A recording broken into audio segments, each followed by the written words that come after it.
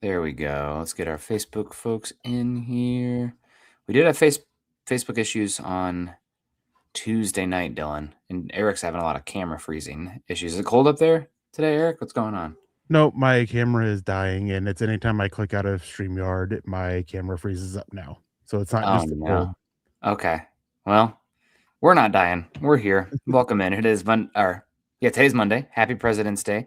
Happy belated Valentine's Day to everybody here. Eric, did you have a good Valentine's Day as your face is so pleasantly frozen? And one of these times I'm gonna intentionally just make a weird face and then click off here just to freeze it up. But yeah, I had a good Valentine's Day. Spent time with the wife. We did a we do like a shopping game kind of thing every year for Valentine's Day. We go in with a max budget and we have like 10 things that's like what's something they need, what's something they want, what's their favorite snack, what's their favorite drink, and something for them to try, things like that. And so we went and did that after having a nice little grouping of seafood with crab and some mussels and shrimp. Mm, yum. Um, and then just came back home and watched some TV. We watched The Traitors, and then last night we watched The Running Man. Really good movie. We really enjoyed it. We watched The Wrecking Crew from on Amazon Prime with Jason Momoa and Dave Bautista, and we're both entertained by that. So we just kind of turned it into more of a weekend. The kid was gone over staying at her or at my parents' house. Probably for last time for a while for her. So we Mm. just took advantage by spending a lot of time just together and watching movies. Good times. Yeah, Natalie and I actually watched two movies as well. We watched If I Had Legs, I Would Kick You, which was pretty dark. It was a Oscar nominee, and also we watched Begonia, which is the Emma Stone um, Plemons. I think I can't remember. He's a Mm. really good actor. But both of them very odd. I will say, not your Marvel movie or kind of, just, but they were good. The first one was dark. I won't give away too much, but it was a good weekend, and I worked. I have today off, but I'm going to work again. I worked 8 hours yesterday. I've been having to write a manual of operations for a clinical trial, which I haven't done before. So it's been a process, a lot of writing. And yeah, and also yesterday I woke up at 5 a.m., couldn't sleep, so I started working on that at like 5:30. And I took the kid to a dog park with the dog yesterday. It was beautiful out here in Denver. So I apologize for anybody who was at the Cherry Creek Dog Park yesterday for my dog's overzealous nature, as golden retrievers tend to be. But speaking of overzealous, we got DB coming and says Begonia was awesome. It was fun. It was a fun movie. I really liked Plemons, and Emma Stone was awesome in it as well. It was, I mean, there was a twist, a couple twists, but it was good. Good to see Dave Glassman in the house. There's no off season. There is an off season, but it comes in May through July. It says sign Hall, re-sign Dobbins, and make a hard push at Linderbaum. Ooh, running game would be.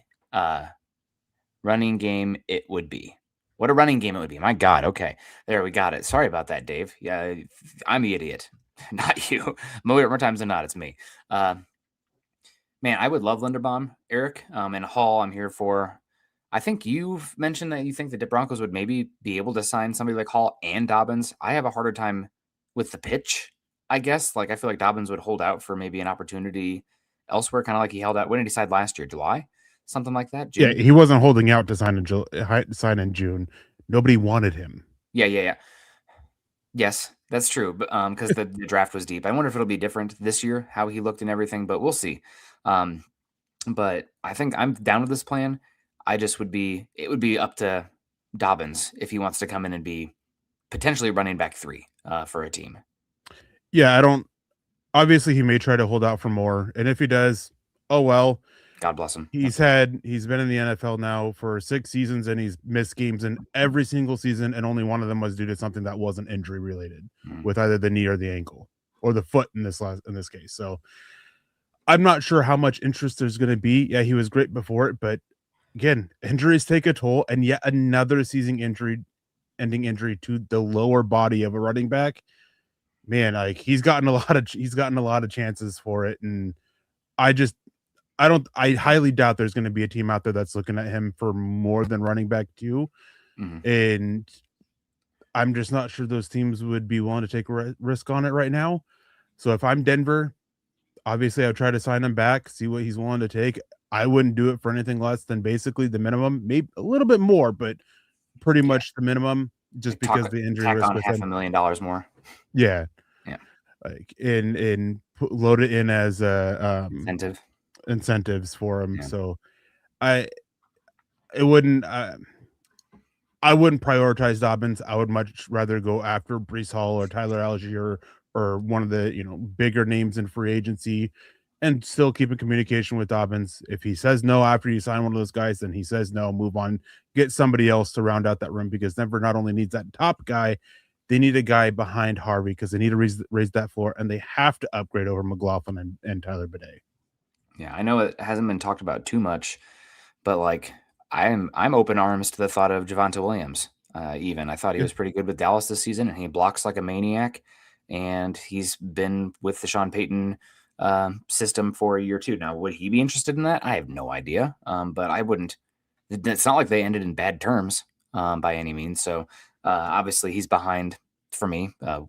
Walker, who doesn't block that well, but like he's such a good runner. I'd still probably take him. And then, of course, Algier and Breece Hall. I'm also monitoring the trade market for Montgomery out there in Detroit just because he makes a lot of sense pairing with Harvey. Like they need an innings eater. That's why Algier makes a heck of a lot of sense. I think Hall can do everything. But I mean, Javonte Williams fits well with Harvey too. So we'll see. The big one here is making a push to sign Linderbaum. I think after signing Wattenberg and how they already are so expensive across the offensive line, that's a harder sell. But he is probably the best athlete at center in the NFL, and he would change the Broncos what they can call in the run game and the screen game. But I think after you sign Wattenberg, you've made your bed there, and you weren't letting good be the enemy of great at the center positions. At some positions, you should let good be the enemy of great, but I don't know if center is necessarily one of them. And I mean, I'd be a little bit more open to that if either one of them, Wattenberg or Linderbaum, had that ability to slide out to guard, Yeah. because then you could open that door for moving on from Ben Powers. And neither one of them can. I mean, sure, Wattenberg it's in been a while emergencies. since we've seen Wattenberg do it, but he completely tanked. It was so bad that he had players literally looking at him asking, "What the heck are you doing out there on the field?" And so I don't see it. I think if they do go with and try and sign offensive lineman, I would assume it's probably a guy who can bring interior depth and maybe, compete with Ben Powers. Just because they don't necessarily cut him right away doesn't mean they can't look at cutting him, after training camp if he loses the battle. It still would be a natural post June 1st cut instead of having to use one of their designations and still seeing what he can do and be. So I don't think they cut Ben Powers as it is. I think that would be the route they go. But I don't think it makes sense to go after Linderbaum with Wattenberg already extended. Ideally, what the Broncos have in my vision for this team on the offensive line is a Orlando Franklin type that can come in. That is a guard tackle swing to give you options at right tackle should McGlinchey get hurt or after next season. Do you have questions there? Also, Powers' contract expires, so somebody who can play left guard or right tackle would be at a starting caliber would be good. Now that's easier said than done. I know that. But that's those are the two spots. And I mean, left tackle too, we got to start thinking Bullseye here pretty soon, but we'll see. I really like I'm a big fan of that Arizona State right tackle who I'm going to have to get his name right. Max.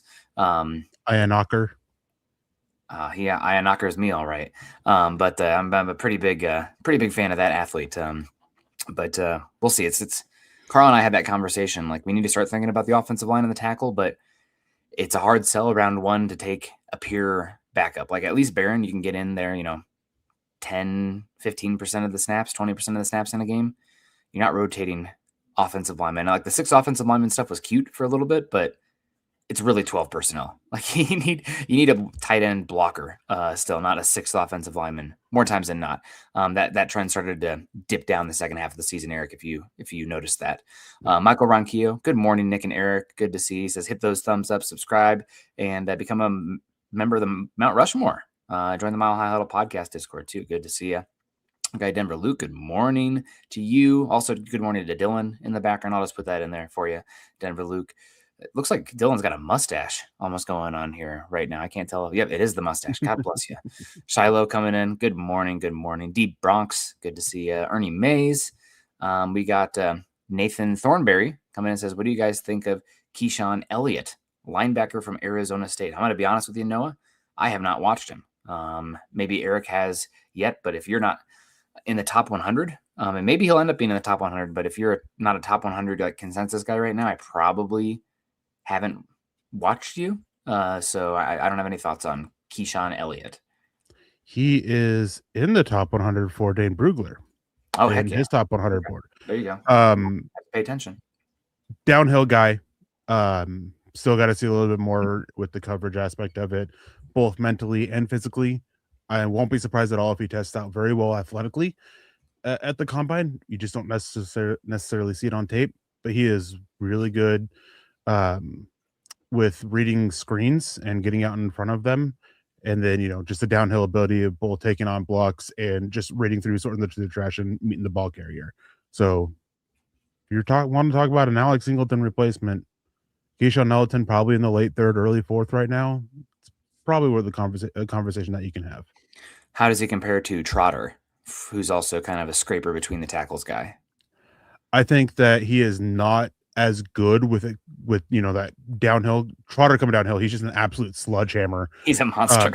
I love him. He's one of those guys that he will use the blocker to tackle the ball carrier. Yeah. That's not really Elliott. I think Elliott offers a little bit more sideline to sideline range and a little bit more there with reading the screen game. But if you want a pure downhill stack linebacker that can still blow up plays, I give the edge to Trotter there. But I don't think you have almost nothing there with Trotter in coverage. It's just a mess mentally. They're both pretty closely graded for me. I think Trotter is a little bit higher just because of how much of a wrecking ball he can be against the run, especially between the tackles. And is CJ Allen the best between the tackles? I know he's got issues elsewhere, but he is probably the best, like true sledgehammer type, if you will. And then what's the Cincinnati Gowdy? Golday. Also, I mean, he's kind of got that Jack Campbell build to him where he was recruited as an edge rusher, and he's 6'4", 250. I mean, he looks like he's bigger than Nick Benito, I think, probably at off ball. But I mean, obviously Benito's bend and twitch and get off are the reason he's getting paid what he is in an all-pro. So thanks for the question. I'm excited to learn about all these guys. Mike Thompson, good to see. He said, I saw a local YouTuber suggest Denver trade 2 firsts and 2 fourths on a scale of 1 Raiders. So I think he means up to number 1. And they must be trading up for Jeremiah Love. If Jeremiah Love falls to like 15, I'm probably on the phone. But it's an opportunity cost when you're not only when you're using a first-round pick, but using multiple first-round picks on a position that is pretty easily replaceable, and you're not getting the benefit of the rookie wage scale on an expensive open market position. You had to find your edges and your advantages where you can in the league. So I think Love, he deserves to go in the top 10 in this class. He's the best offensive playmaker in this class, depending on what you think about, in my opinion, Eric, what Tyson's medicals come out like, just because wide receivers are the second most highest paid position on offense, even over offensive tackle. But I think Love would be awesome from 30 overall. I just don't think it's a smart move unless you're trading up. Like if he falls out of the first half, giggity. Like I'm interested. Can we give up our 1 and 2 this year and a 3 next year? Like I would even be willing to do that for Love, just because I'm like, we got to push our chips onto the table right now. That's expensive, and I know that's against a lot of what I stand for and preach. But I think Love is awesome. I'm not giving up 2 first-round picks, especially when next year's pick. I mean, knock on wood, but a major injury happens and you're picking in the top 10 in next year's class and you're giving that up. Silly. No, I wouldn't give up future first unless you're going up for a quarterback. Honest to God, like it has to be a quarterback. What if the NFL changes the rules and they allow 5 years out for draft picks? Oh man, that scares me a lot. We don't want to have a bad team because we have no draft picks when the stadium opens. Or Bo Nix second half, but yeah, we'll see what happens with that. Let's keep moving here.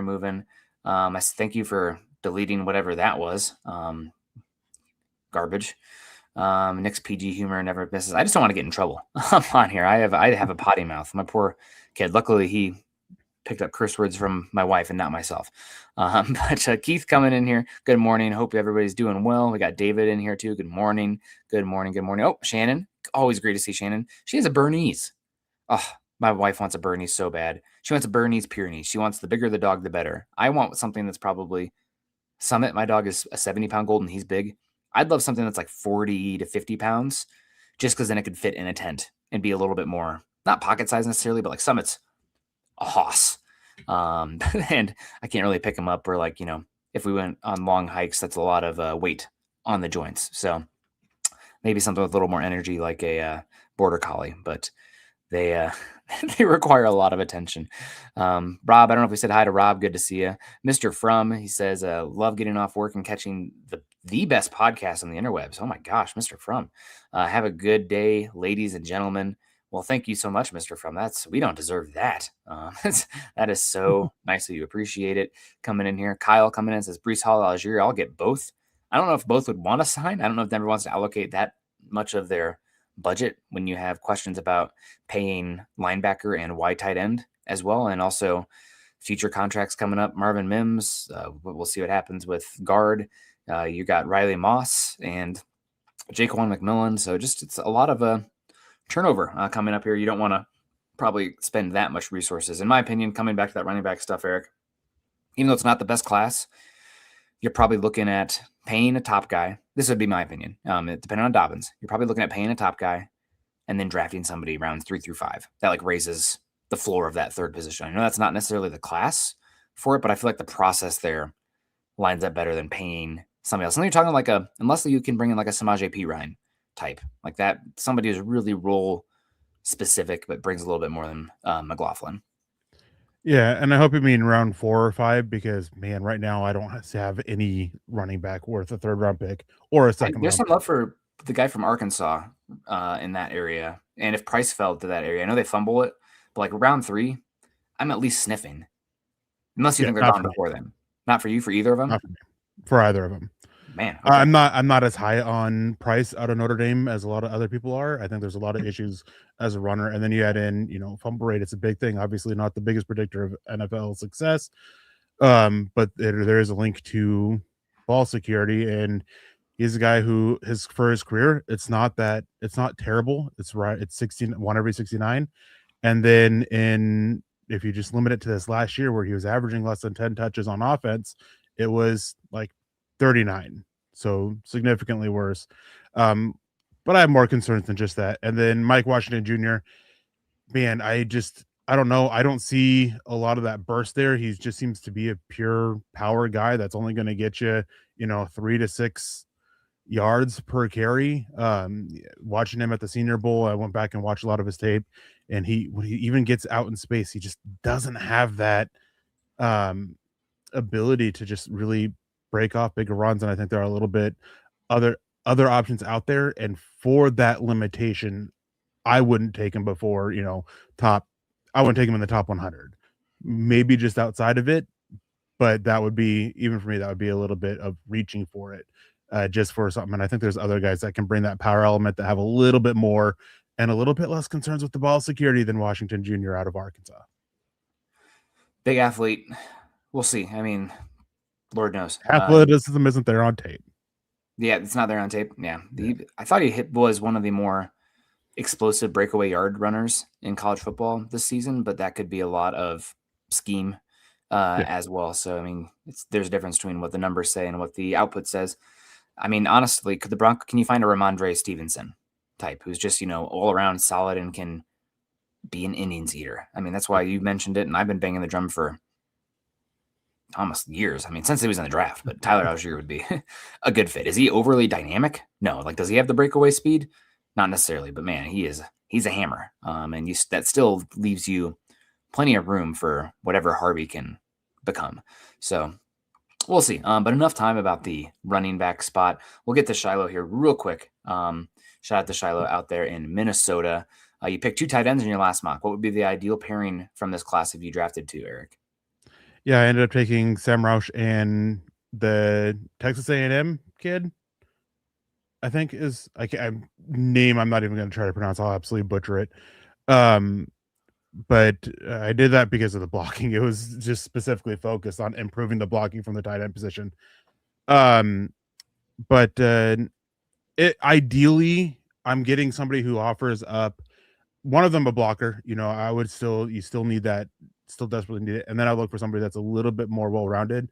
Sam Roush out of Stanford, he has shown that receiving chops and still a great blocker, but he has some serious concerns with drops, and it's all focus, and sometimes the focus drops can be a little bit harder uh to correct, especially at the NFL level, because it's just something there mentally, and mental things are hard to break through with. So I would like somebody that can offer that dual skill set, and there's just not a lot of guys in this class that can.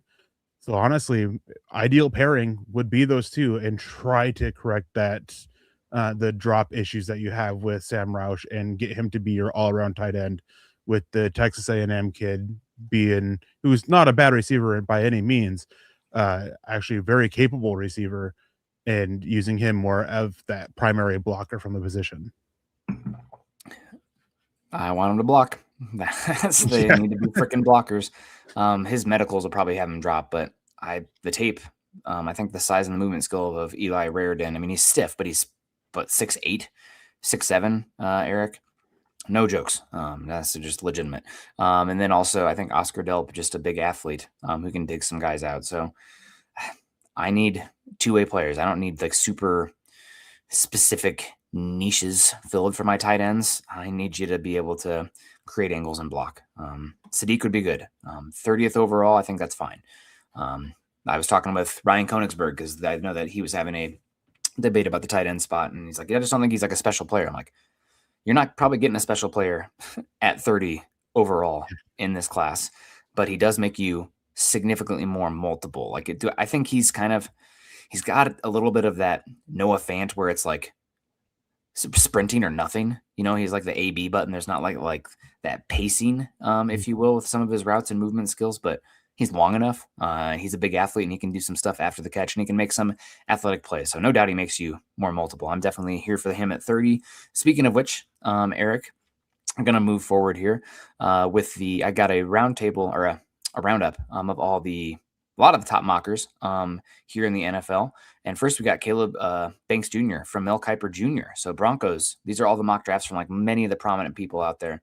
And this was back in the end of January. So these are all the most recent mocks from a lot of prominent people. Interior defensive line, Caleb Banks, Florida. He says injuries limited Banks to 3 games this past season, but I enjoyed watching his 2024 tape. He had 4.5 sacks that campaign, getting some good interior push, but his real impact is as a run defender. At 6'6", 330 pounds, he stuffs ball carriers and makes plays behind the line of scrimmage. This would be a depth addition for Denver. He could learn from Zach Allen and help keep the elite Broncos defense among the league's best units down the road. He was not the only one who had Caleb Banks going to the Broncos in his most recent mock as well. And Dane Brugler, probably one of the best in the business right now, says NFL scouts had high expectations for Banks in 2025, but a foot injury sidelined him most of the season. Nonetheless, the intrigue and interest are still there for the 6'6", 330-pounder who has 35-inch arms and can impact both the run and pass game. Banks would give the Broncos important depth at multiple spots in various fronts. Banks is a freak, Eric. There's not many 6'7" or 6'6" interior defensive linemen that have really succeeded. I know it's just like kind of a leverage thing, and he's had a lot of injuries, but and also he's somebody, if he wins off the first get off, it's as good as anybody in this class. Looks like a top 10 pick. If he loses immediately, the rep's over. So, I mean, there's still plenty to work with. And if you're talking about 30th overall, traits and tools, this is kind of what you're looking for. I mean, this is a guy, when you see the flashes, it's like, oh, this guy probably top 15. The injuries, the lack of tape, redshirt senior, push him down some. But 30th overall, the injuries scare me, but this is somebody that I would be okay taking a shot on. Yeah, I mean, he has a good chance to help himself at the combine, and I think that's going to be key to if I really do like him there at 30, or if I'd rather just trade down and try to get him somewhere in the 40s if he's available. But man, there's so much to like about him. I absolutely love his versatility at that size. Yeah. He's one of those guys that in rundowns you can actually line him up out as a 5 technique, and this is something that he has done a little bit over the last 2 years, and it's something that they really did during the team drills at the Senior Bowl, and it stood out. And he had a lot of success doing that. And then they moved him inside in pass rush situations, or in pass rush situations outside and against the run, and he would just help solidify things, and just that versatility in the multiple fronts that Denver likes to use, the different lineups that they like to throw at opposing offenses, I think can really have an impact.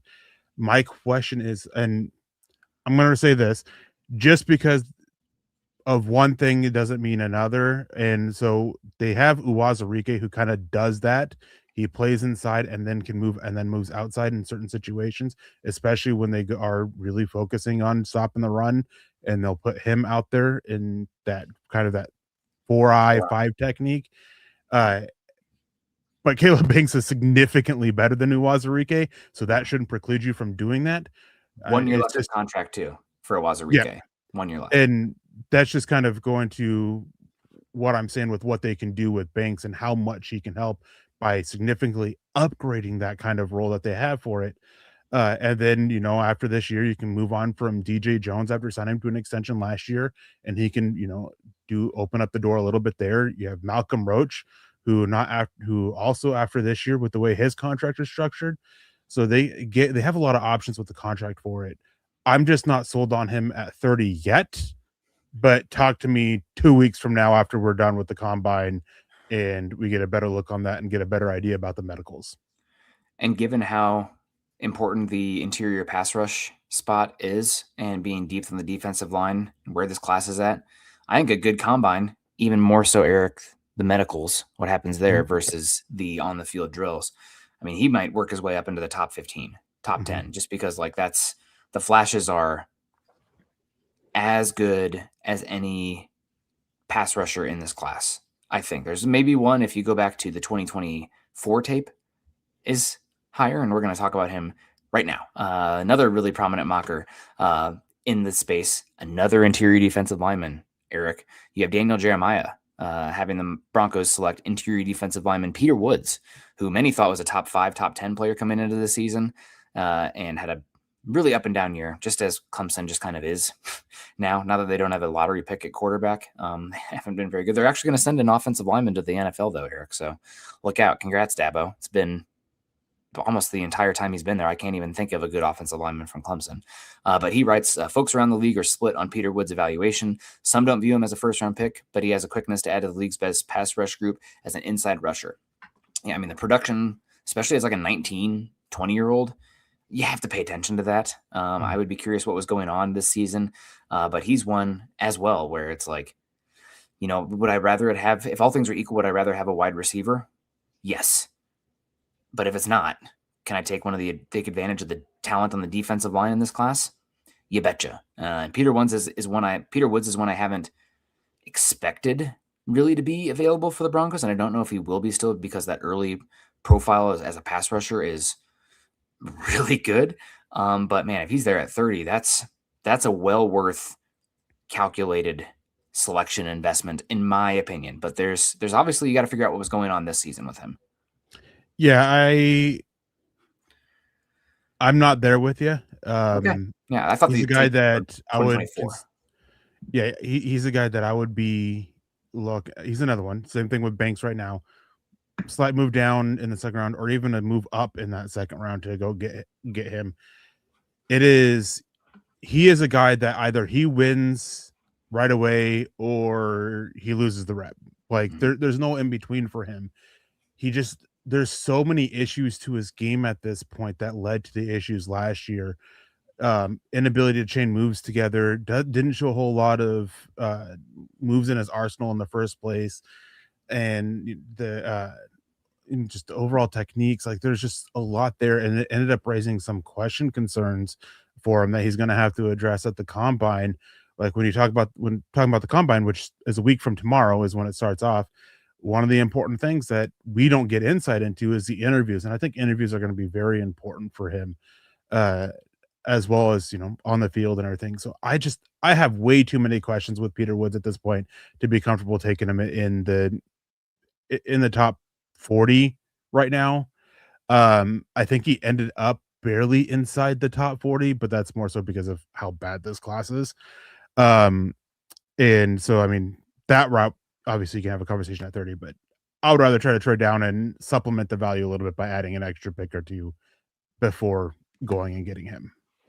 I want to see how he tests and hear what happens the rest of the way. But man, he is his 2024 tape. There was a reason a lot of people thought, potential top 5, top 10 pick. And what is it called? They use it a lot more for wide receivers. Your dominator rating. A lot of times when you see people who are 19-year-olds, 20-year-olds looking like that, and they have a down year, I feel like sometimes we overthink that down year. There's other stuff going on. So we'll see. Eric, I think, again, I'm looking for flashes and athletes on the interior defensive line. As long as they're not complete knuckleheads, then I think you have some stuff to work with. So interested in him. I'm also interested in Shannon Mills. She said the super chats aren't working. Well, this one's coming through. Super sticker, $49.99. Thank you so much, Shannon. I appreciate you. And yeah, heck yeah. This one's for the Bernie's Mountain Dogs out there in the chat. Moving forward here, we got another prominent person, Eric, and it's a theme. I'm happy about it. I'm definitely pushing a narrative here, but it's a theme. Todd McShay going with a different interior defensive linemen. The first 4 we've talked about here, all interior defensive linemen. We got Lee Hunter, nose tackle, interior defensive line, Texas Tech. Todd McShay wrote, Sean Payton will continue to develop Bo Nix and insert jokers on offense. But maintaining excellence on defense from personnel standpoint needs to be the focus in early rounds of the draft. Hunter is highly disruptive talent who excels versus a run, but might also be a top pass rushing interior defensive lineman in this class. With John Franklin Myers set to hit free agency and DJ Jones already turning 31 last month, it's time to bring in another impact interior defensive lineman to pair with Zach Allen. So, I mean, it really is the only guy in this range, Eric, two that I think kind of makes some sense. One's very different body types, very different skills. But Keldrick Falk, if he falls here, JFM replacement, he's an interior guy, consider here. And then also you got Caden McDonald, who's like a pure nose tackle, but probably the strongest player in the draft. It's either him or the Penn State offensive guard for me right now, the strongest players in this class. Or maybe Darrell Jackson. I don't think it translates as well. He's body beautiful. But I digress. Lee Hunter, really good Senior Bowl. I think I'm curious. How would you rank Peter Woods, Caleb Banks, and Lee Hunter? Right now I have it Lee Hunter, who is actually falling for me, then Caleb Banks, and then Peter Woods is how I have it right now. But okay. I don't think Lee Hunter's Senior Bowl was as good as a lot of people made it out to be. He had a lot of those 4-second wins and one-on-ones at the combine that looked great, but they're not actually wins when you put him in a football situation. Definitely a good athlete. He was awesome in the Rose Bowl against Oregon? I can't remember what. No, that wasn't the Rose Bowl because that was Alabama. Whatever game. Yeah, whatever one. Yeah. But yeah, he's somebody I think I'm definitely higher on Woods and Banks because I think they are more versatile and offer a bit more pass rush juice. I think they can, if you're trying to slot guys in there, I just see more pathways towards impact versus Lee Hunter. I think is probably maybe some 3 technique, but more so 0 and 1. It depends on what you want to do up front. So I just prefer the versatility. I think the other two have a little bit more, again, just athletic pass rush juice. But at 330, I mean, Lee Hunter's definitely in play. So 4 interior defensive linemen here. I love it. Mark Kennedy, good morning. Good to see you. It's Hey Shirt Brother. Eric, did you ever watch I Think You Should Leave? I don't know if that's your okay, I don't know if you'd love it or hate it. Dylan does, but I absolutely love the Shirt Brother sketch. God, it kills me. It just gets so off the rails. But it's worth checking out. You might hate it though, and then blame me. The 55 burgers, 55 fries? Is that yes, that guy? Dude? I've seen a couple things of it. I don't remember the Shirt Brother one. Okay, that one just kills me. It's like they're at a high school, middle school play or something, and then this guy, the character in this one, who passed away this last year, he's wearing the same shirt as the main guy, and they're like really like selling it. He's like, okay, I get it. We're wearing the same shirt, and then it just like completely devolves from there. So I'll send it to you. I think Dylan knows what I'm talking about. Glenn is down under. Good morning. It says Broncos really like McDonald. Banks has really good versatility. They would be both really great, no doubt. And moving forward here, so we had 4 interior defensive linemen for these top guys, Eric. No weapons yet. I want to give you the floor here on this one. We have 2 of the same player and somebody that I've watched in passing, but I have a harder time because of the position. But if you can get a difference maker on defense, God bless you. And that's, to me, that's what they're selling here. Safety from Toledo, from Bucky Brooks, as well as Trevor Sikkema in his post-Senior Bowl mock. Emmanuel McNeil Warren, Bucky writes, adding a playmaker safety will enable the Broncos to continue suffocating opponents with sticky coverage. McNeil Warren is a rangy defender with the instincts and awareness to eliminate deep throws between the hashes.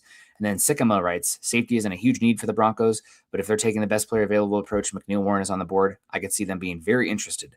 Talanoa Hufanga was an impact player, but Brandon Jones is a cut candidate. McNeil Warren earned an 89.6 PFF overall grade with 2 interceptions, 5 forced fumbles, and 17 coverage stops this past season.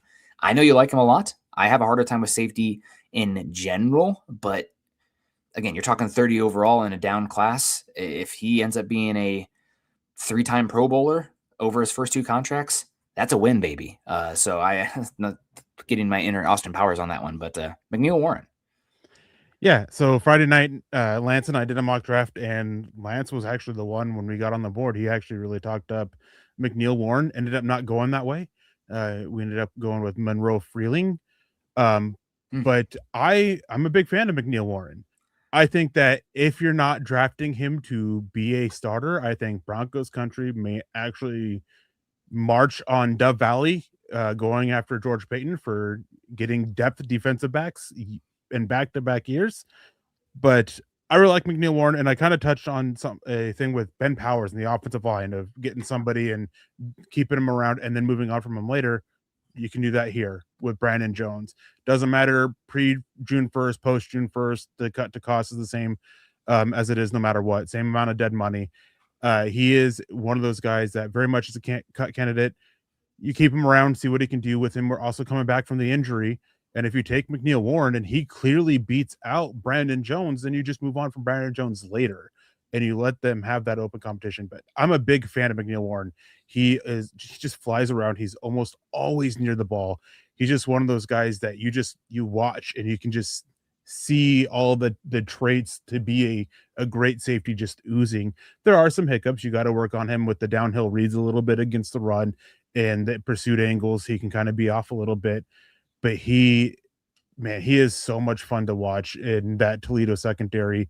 I think that he can be a great complement with what you get out of Talanoa Hufanga, and it can really change what you're doing on the back end a little bit, and you can kind of become a little bit more multiple with what you're doing from the safeties instead of a lot of the cover 1, cover 3. It just gives you a lot more. I think he's very rangy, and so I wouldn't be opposed at all with it 30. With him at 30, even if he doesn't end up being the starter right away. But I know a lot of people in Broncos country will not be happy again with a back-to-back years taking on a depth defensive back. I think he probably supplants Jones, and then Jones maybe becomes more your 3, or you live a little bit more in dime. We'll see what the Broncos do in coverage now that Leonard is gone and you're replacing your cornerbacks coach who Denver brought in yesterday, USC. Banks? Is that the last name of the USC guy they brought in? The name right now. Yeah, I'm very much locked in on personnel. We do have 2 more here to get, Eric. 2 more players. And sorry, guys, I know it's interior defensive line and safety so far. Out of the, how many did we talk about? 1, 2, 3, 4, 5, 6. We have some weapons here. We do have Kenyon Sadiq, Field Yates, who's done a good job filling in for McShay after he left ESPN. But Yates has Kenyon Sadiq going, and longest write-up as well says Sadiq's reign surely starts sooner than here, as this would be great value for a Broncos team with limited needs. Coach Sean Payton is longing for a player that can be their joker, a player who is either a top-end receiver or a mismatched tight end. Previous examples from Payton's time in New Orleans include Darren Sproles, Alvin Kamara, Jimmy Graham. Sadiq fits that description with outstanding athleticism that makes him a threat after the catch. He had to wait his turn behind Terrence Ferguson, but Sadiq blossomed in the primary role last season with team highs in both catches and receiving touchdowns. Sadiq was good. I think it's unfair to limit him as a joker totally because he can actually block somewhat. And I think he's long enough, actually, you might be able to live with him at Y part of the time. I would love to prefer to pair him with a bigger true Y, but I think he is long enough you can live with him playing Y or F, depending on the snap. So 30 is great. For me for Sadiq. Again, tight end round 1. Your ceiling is not as high. Like if you hit a tight end there and he ends up being a top 15 tight end, your ROI is so much lower than taking a wide receiver or an interior defensive lineman who only end up being like top 30 at their position. It's just like where you're maximizing your investment. Those positions would be higher. But Sadiq's one of the few who's both a two-way tight end in this class and can make you more multiple. So I'm fine with him here. Yeah, before I get to that, I want to try something. Joker. Oh, you didn't do it. I'm just reading it in the chat, and I'm with Shannon, who says I'm over the whole Joker role. You have a Joker. His name is RJ Harvey. Did you see what we did the year in the pass game? And I think it's better when you come from the running back spot than the tight end, because your tight end has to freaking block. Yeah. So I just get off the field if you can't block. I'm sorry. No, I was just saying if you go again, because you did that when you were. But I missed it. I was trying to stay up on the chat here. But I would be fine with him at 30. I would be fine with trading up to him as long as it's not a higher than 25. Yeah. I think that's just where I'm at with him. He reminds me a lot of David Njoku when was coming out, but I'm not necessarily entirely the same player. Mm-hmm. A lot of similarities, production, even some of the traits there. I'm really curious to see what he does test out athletically. I'm not sure he's quite the athlete Njoku was coming out. But he's the guy that you can work with him in line. There's enough there as a blocker that you can not necessarily trust him right away, but he can be on par with what you got out of Adam Troutman this year. There's going to be some bad plays. There's going to be some other one, be some really good ones. But I'm with you. I'd rather pair him with a guy who can be more of that math changer because of what he can do as a blocker. I'm just not sure Sadiq is that. I'm not sure he's a big slot either, just because he just doesn't have that movement skill. So he's kind of like in between, kind of a tweener at a tight end for the main roles for it. But I really like him. I think a lot of people are just overly focused on him because he's a tight end. He's the top tight end in the class, and Denver needs a tight end. But in a class where there's not a lot of dual threats, not a lot of guys who can block and catch at the tight end position, he is one of the ones that can. So I'm fine. I'd be more than fine with it if he fell to 30 and Denver took him. And again, I'd be okay with if Denver ended up trading up to 25 at the earliest to get him. But much more than that, I'm going to be a little bit. It's going to be a little bit harder sell for me, even in what is a weaker class and in a tight end class that just doesn't have a lot of those dual type tight ends. I don't even know if I want to trade up for him, Eric. Like, I think that third round pick is, you need linebacker, you need offensive line depth, you need defensive line depth. That third round pick is a rookie cost control player that could have huge ROI when you don't then have to go to free agency to sign somebody who has less growth potential. So for wide receiver, pass rusher, offensive tackle that may be moving up, because what are you talking about there? Moving up from 25, that's at least your 30 overall and your third round pick, I would imagine. I don't think we can measure it with how bad this class is. Like, I've heard a lot of people, this was Adam Schefter, but he said that teams are going to actually really value those picks in like the top 120. And then like from midway from the fourth on, set them on fire. Like, we don't care about any of these picks because they're the same as the undrafted guys. So like, I think there actually might be some, because you're actually getting a draftable player, I think, in the third round this year. So I'll be curious to see. But he made it sound like second half of day 3, nobody gives a flying bleep about those picks. Yeah, I was meaning more so at the top end. This is a class where I'm already hearing that there's not even 10 guys that they are really viewing as first rounders, and that the guy that you're getting at, 10, 11, 12 is not that much better graded in anyways than the guy that you're going to be getting at 40 through 50. So I'm saying that because of that, I don't think we can really judge what teams are going to be asking for to move down 5 spots from 25 to 30 because of how close a lot of these guys are going to be for them for that. It still may take that third, but I've never seen a class like this, so I don't think we can use historical data really to even come to much of a realistic choice. It could be one where it's a bunch of day 3 picks and maybe a conditional one next year, just because I do agree with what you were saying with Adam Schefter. After the top 125 to 150, you're just drafting undraftable players. Still nice to get those guys in-house, just from the churn of the roster. I mean, they are lottery tickets, but you're paying a more premium price on scratchers than you typically are, I think is how you think about it, which, again, these are human beings, but you're just talking about the ability to get the best on your investment. Michael Ronquillo says Doug Belk, the new Broncos secondary coach. Thank you, Michael. So Denver still needs they probably got to figure out somebody to replace Lombardi, right? Because they promoted Webb, so they brought in a quarterback coach as well already, correct? They brought in a quarterback coach. They promoted a guy. Yeah. Internally. Yep. Internally. So we still need a wide receiver coach, though. Wide receiver coach is still needed. Yep. And I'm sure there'll be some analyst turning over and stuff like that, still all the same. But we'll see. Also, I mean, Lord knows it's after the draft is when your front office turnover happens a lot of times as well. So we'll find out. But yeah, thank you, Michael, for the $5 super chat. One more mock here before we get into ours, Eric, and one that you were excited about. Mike Renner, who worked for PFF for a number of years now, I believe is over at CBS. But he has the Broncos taken somebody who's a rising star in this draft, Omar Cooper Jr. from Alabama or from Indiana. He says Cooper is the best yards after catch weapon in the class, making him a perfect fit in Sean Payton's offense. He also has exceptional hands, posting a career drop rate of just 4.2%. Denver can't wait to day 2 to address weapons for Bo Nix again. So there you have Renner, who was one of the few who was saying that Bo Nix was certainly worth the 12th overall pick for the Broncos, and had him, I think, as the class is like number 3 graded quarterback that year, but worthwhile of a top 15 pick. And Renner has Omar Cooper Jr. Would be a good fit for the Broncos. And sitting there at 30, it's kind of going to feel maybe somewhat like the 2024 class, where Denver's going to have, but with wide receivers instead of quarterbacks, Denver's going to have options at wide receiver. And like somebody on the board, I'm guessing at wide receiver is going to be in like hindsight, we should have taken this guy. So it's going to be up to them to identify that wide receiver, because there's a lot that are worth top 60 picks in this class. So do you hit on the right one? It's a little bit risky to, completely depend on that for where Denver's picking, but certainly a route they can go forward. And Omar Cooper Jr.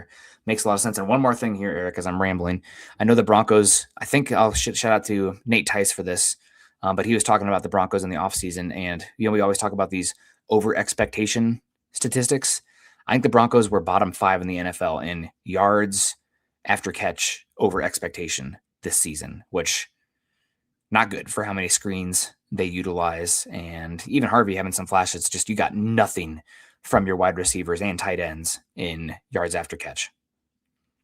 Yeah. So on February 4th, I went through and did my top 10 at each position currently and my top 50. Cooper wasn't in either of them because I hadn't watched enough of him yet. And after watching enough of him a little bit last week, he ended up being in my top one. I think he was like my 22nd overall player. I am a huge fan of Omar Cooper. With what little bit I saw when I was watching his teammate Elijah Surratt, I thought they would be a little bit closer. But when focusing in on Cooper, there's definitely a big gap there. Really like Cooper a lot. I really like how he fits within this offense.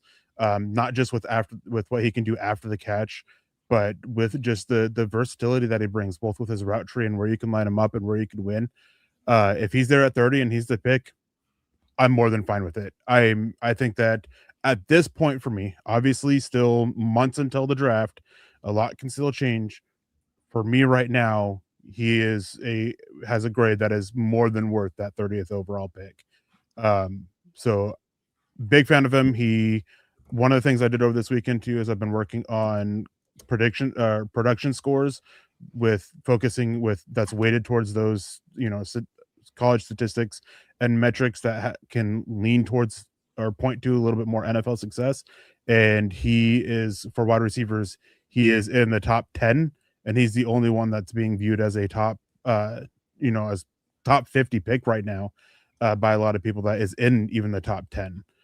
So he carries that, but combine's going to be big for him. I want to see the athletic stuff. And there's been some medical stuff with him going around as well that needs to be cleaned up. But again, 30th overall, I'm more than good with it. Are you ready for the Nick Kendall up and down seasickness mock draft simulation? As Nick scrolls way too fast. It's normally Scott who would get upset about it, but you have to carry that mantle now. Let's rock it here. We were already, close to time. Before we get into this, I gotta ask. Every other position I can kind of do a little bit of projection this year for Broncos. Linebacker, I cannot. So before we start this mock draft, what are we going with the mindset with what they do at linebacker? Are we just thinking that Justin Strnad and Alex Singleton are gone and they're just rolling with Greenlaw, or a mindset of something else? Let's say they bring back Strnad. So it's Strnad and Greenlaw. Okay. I think the Broncos, they have the cap and ability where they're going to come out of this with a tight end, a running back, and a linebacker. I'd be, which ones, to what extent, I don't know. And I know that Shiloh in here is like, let's establish what actually happened to get to this point. Let's make it as generic as possible. Like, you at least brought in serviceable play at linebacker, tight end, and running back, where like they're very much on the table as soon as your first overall pick, depending on where the board goes. But you're also not in a position where if we don't go one in the top 100, we're effed. So you have coverage. That's where you want to be. Obviously, it'd be better if you had all pros at every spot, but let's turn off the Xbox. This isn't the 2010s Alabama Crimson Tide. So let's keep it rocking here. Moving on. Let's go. So everything on the table here. Interior defensive line, wide receiver, tight end, running back, blah, blah, blah, blah, blah. So we're sitting here now for the Broncos. We do have Kenyon Sadiq's available, Casey Concepcion, whatever your thoughts are there. TJ Parker at edge, Lomu, Freeling.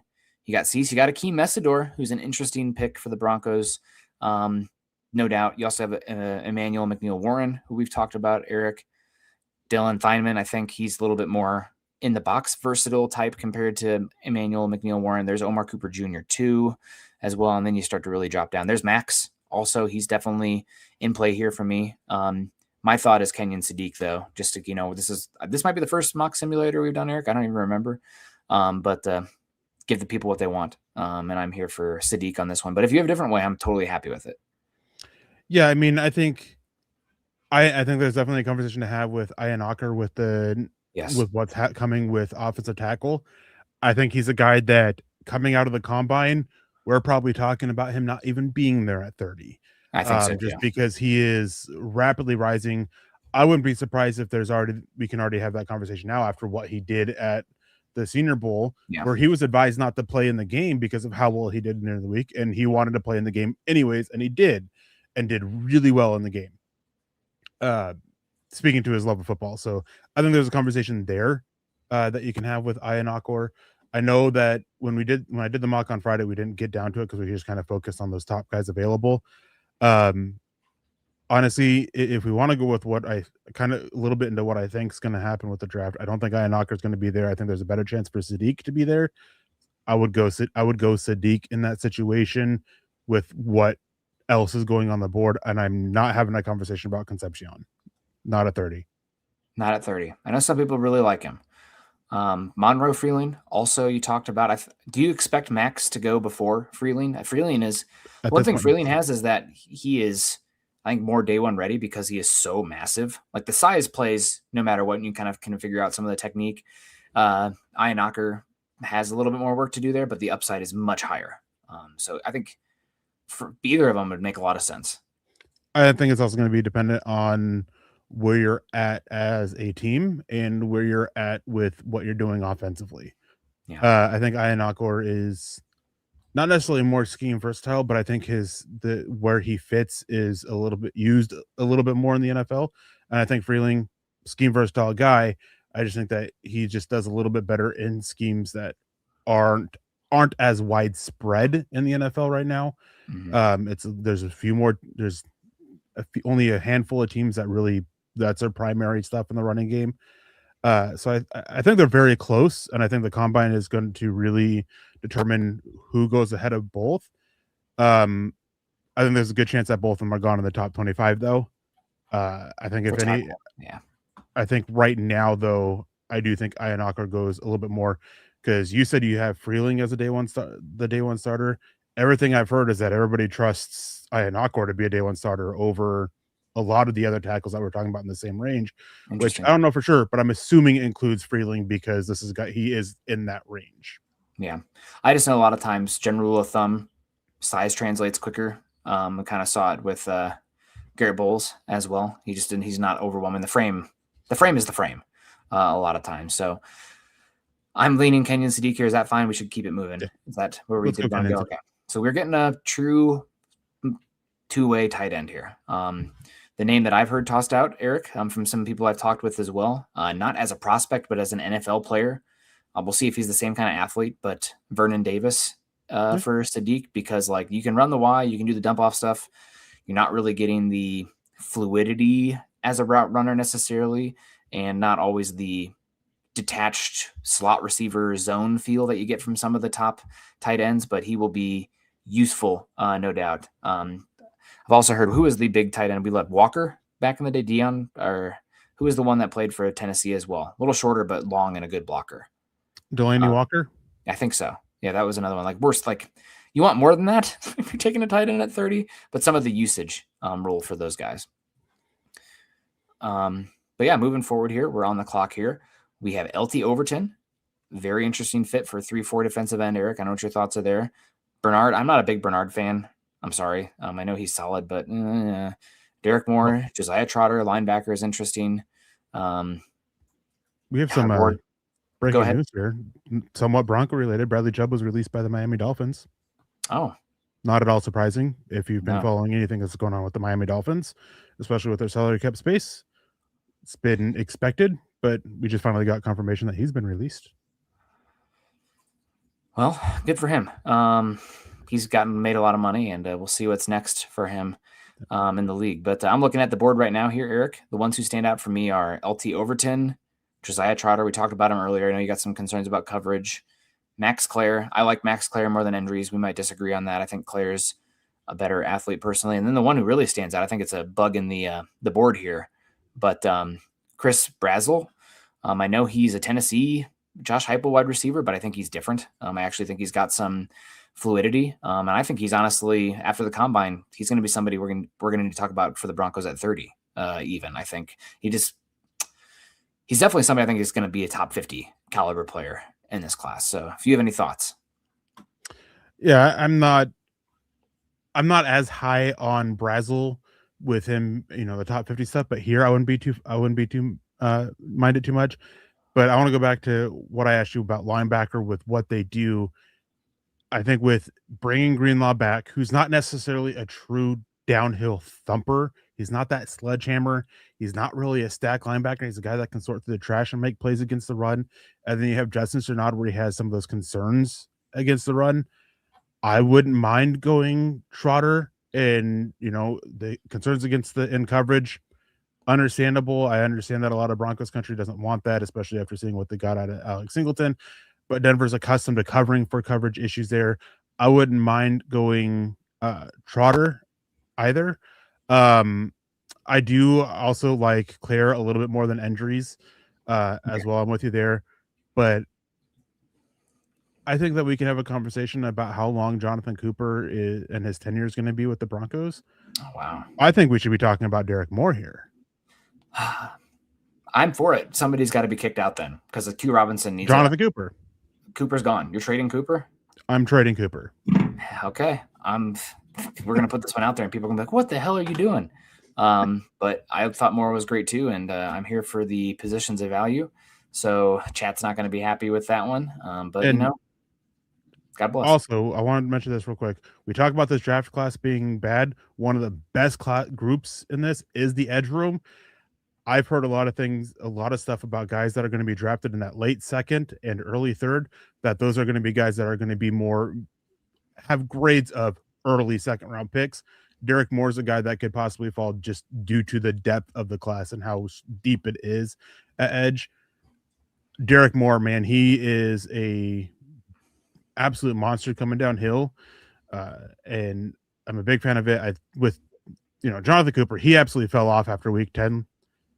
He kind of had a little bit of resurgence in the playoffs, but not a big enough one. And then with the way the contract is set up and how you can get out of that deal, and I think that you could realistically look at moving him during this draft, or just afterwards for a team that misses out on an edge that they like, maybe day 3, and try to get a pick in next year's class where the draft is astronomically better than what it is this year. Well, we're already at 7:38, so we got to keep flying here, Eric. So we're going to go a little rapid fire here. Jennings Dunker stands out here for me. Could be probably a guard at the next level. I want to see how he tests But love the dude. And also you got wide receivers galore here. CJ Daniels, Chris Brazel, Deion Burks. I thought I saw another one somewhere interesting here. So there's Sam Roush. I think it's a little early for me, Eric. I'm sorry. And then you got linebacker too, Jacob Rodriguez and Deontay Lawson, also a very interesting player. And then, of course, Daryl Jackson. My thought here is probably Chris Brazel. I mean, go ahead and go Brazel. I'm fine with it here. Yeah. Yeah, so we're sitting here now in the Broncos again. There's Jacob. Should we just take Rodriguez? We haven't taken one yet. I love Xavier Scott too, but he kind of, unless your plan is Barron on the outside and Scott in the slot, but Scott is a dog.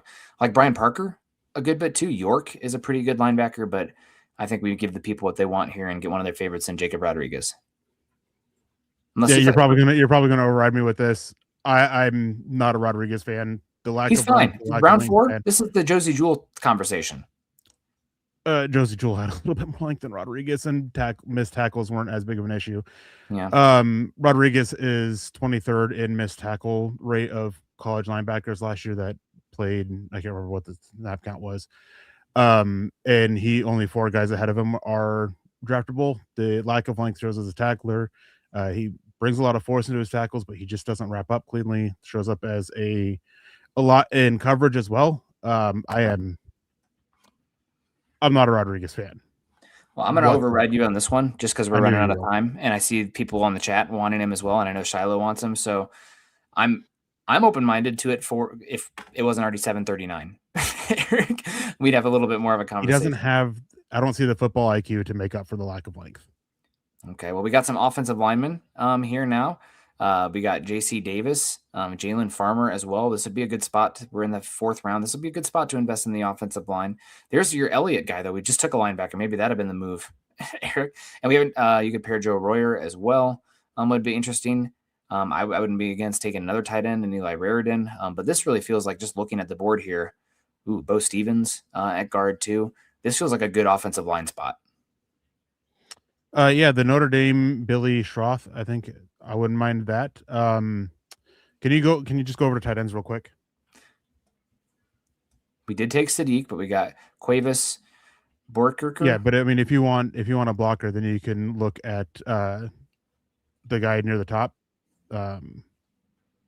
Borkercher, the Texas A&M dude. He's the best blocking tight end in this class, and he offers up a little bit more as a receiver. He was a tight end I took to pair with Sam Roush on Friday night. Huge fan of his game. Absolute riser for me already.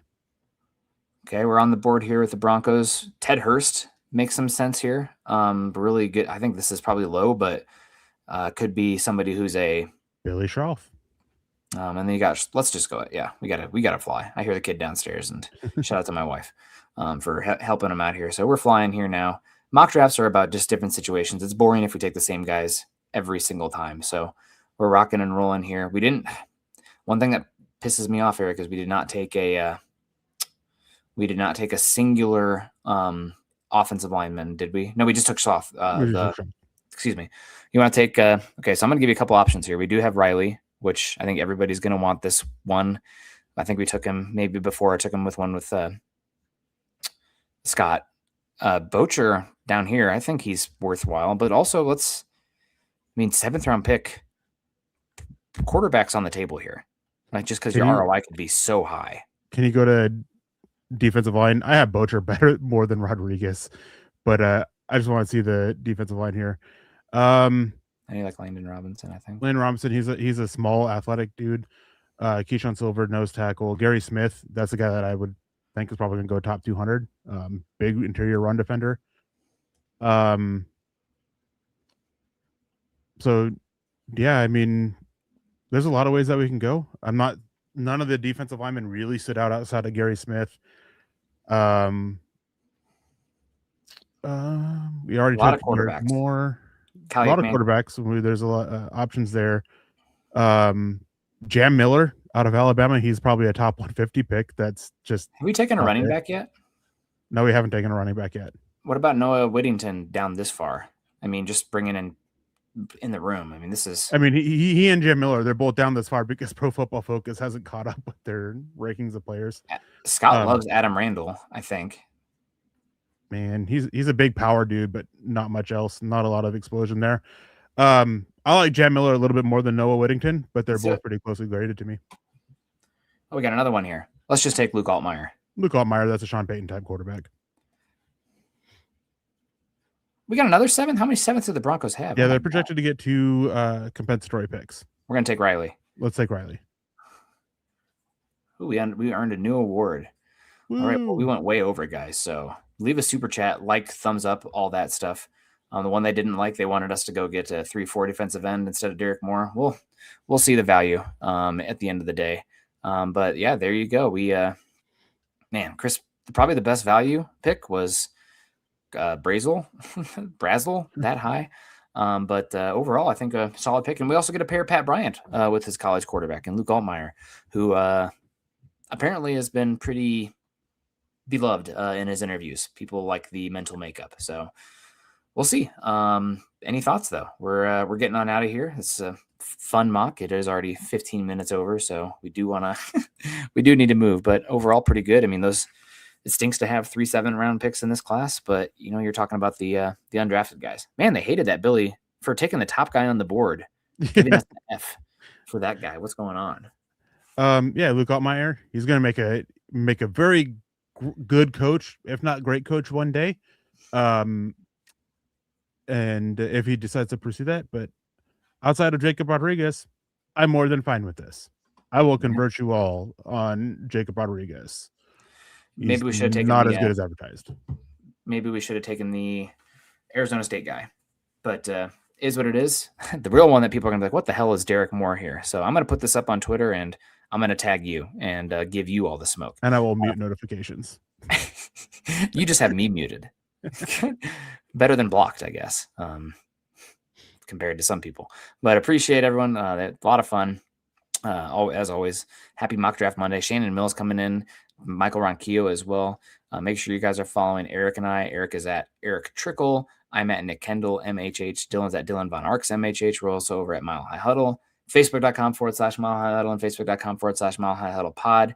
And as that ticker says underneath, like, subscribe, share, all that good stuff. Man, Eric, it really does feel like draft season. Now we did this. We went over all the mock stuff. A lot of interior defensive line. I love it. So that's my spot, baby. That's my favorite. But we'll see. Also forgot there's one more who's in play for the Broncos, Eric, that I was like, okay, there's another name here. Christian Miller. I think in that range also, who's being really slept on, but might be the best gap shooting 1 to 3 guy in this class for that size and type. So he's better than Peter Woods. Keep him in mind. What was that? He's better than Peter Woods. I'm not going to argue with you. I'm not ready to say anything definitive like that. But thanks, everyone. We're going to get out of here. Have a great rest of your day. Happy draft season, off season. Go Broncos.